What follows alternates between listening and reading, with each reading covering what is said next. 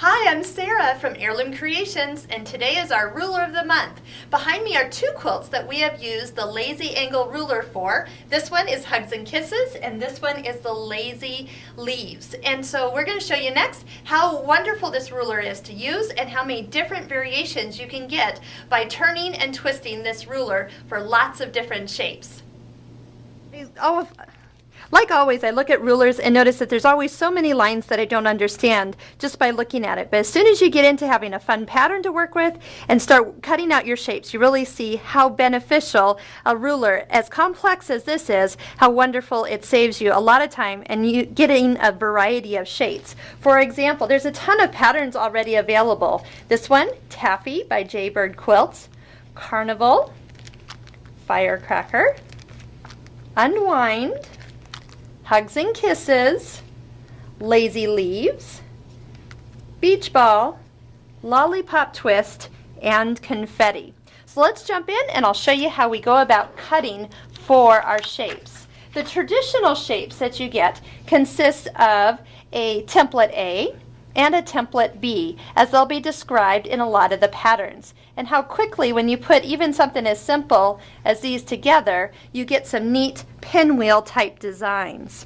When you start off, you work with your fabric as the finished size that you want it to be. So for example, this is a 4.5 inch strip that we'll start off with, and that will finish as 4.5 inch blocks. So to cut for your template A, we'll line up the lines along the edge where it says 4.5 and 4.5 and go ahead and cut. Now a lot of the patterns require both a left and right facing units. So just by going ahead and twisting, we can lay that unit and the ruler back down, find the 4.5 inch lines here, and go ahead and continue to cut. And you'll have, these will be all the same facing directions. By changing the way you lay out your fabric, you'll get the other direction. For cutting the template B side, we'll again use the strip size you need, line it up on the other side of the ruler, and follow the lines at the 4.5 inch mark. We'll cut the first one here, and then to cut the other one, we'll actually flip the ruler over, and once again, we'll have the lines we need to use to find the right angle and then cut the next piece. When I was working with the leaf quilt, one of the pieces of the block required that I take the ruler and a unit A and B sewn together and then cut them so we can add in another piece for the tip of the leaf.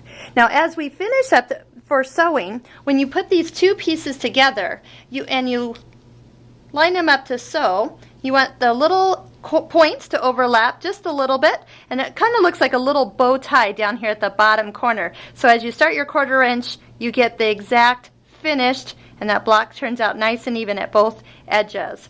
Part of this block, you'll notice, is that your middles, or this part here, connects to the middle of the block. So if you're going to put it with a 4 patch next to it, that's going to line up, or even with a square and a square, that's going to easily come together at that same point. So this is great to combine with a lot of other blocks.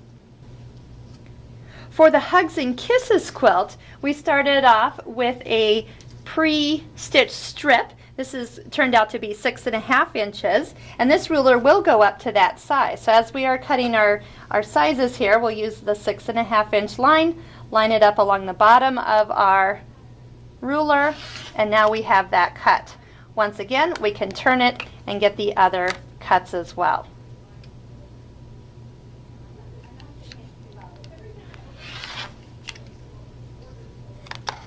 So try out the new Lazy Angle made by Creative Grids for a whole host of different blocks that you can create.